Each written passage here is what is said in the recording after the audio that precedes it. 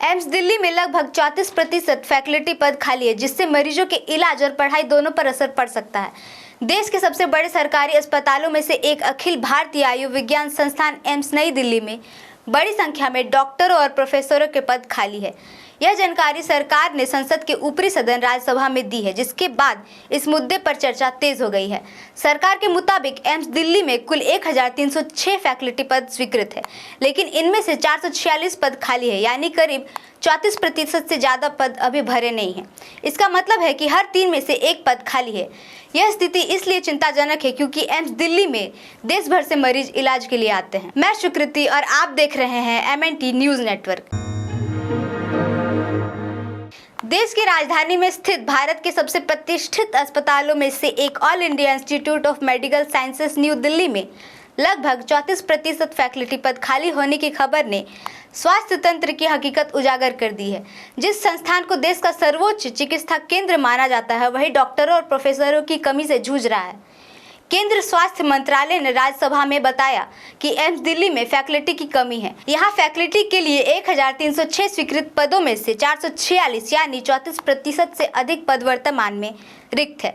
सरकारी डेटा के अनुसार एम्स दिल्ली में गैर फैकल्टी श्रेणी के स्वीकृत 13,911 पद है, जिनमें से मौजूदा समय में 2,542 पद खाली है, यानी रिक्तियों की दर 18% है। आंकड़ों से विभिन्न राज्यों में कई नए एम्स प्रतिष्ठानों में शिक्षकों की गंभीर कमी का भी पता चला है। सरकारी आंकड़ों के मुताबिक एम्स मंगलगिरी में लगभग 52% शिक्षक पद रिक्त है। इसके बाद एम्स देवघर में लगभग 50%, एम्स राजकोट में लगभग 48% और एम्स बीबी नगर में लगभग 45% पद रिक्त है। पिछले साल सरकार ने संसद में जानकारी दी थी कि 2025 से 2026 तक 21 एम्स में स्वीकृत शिक्षकों के 40% से ज्यादा पद रिक्त रहेंगे, जो पिछले 4 वर्ष में सबसे ज्यादा है।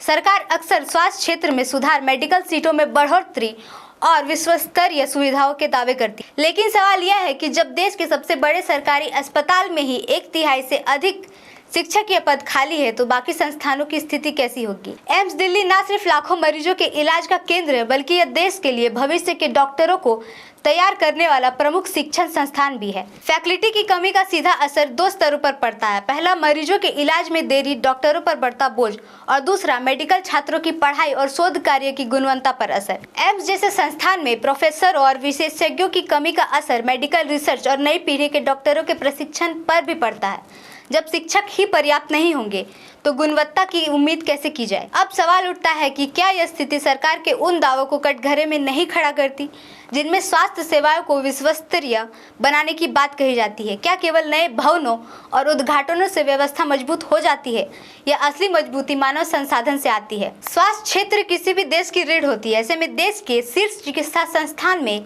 इतनी बड़ी संख्या में पद का खाली होना सिर्फ एक आंकड़ा नहीं, बल्कि एक चेतावनी है। दावों और जमीनी सच्चाई के बीच की दूरी को मिटाने की जरूरत है। धन्यवाद। जय संविधान, जय लोकतंत्र, जय भीम, जय मूल निवासी। MNT न्यूज़ नेटवर्क को सब्सक्राइब करें, लाइक और फॉलो करना ना भूलें। साथ ही बेल आइकॉन दबाकर जन जागृति की मुहिम में जुड़े रहें।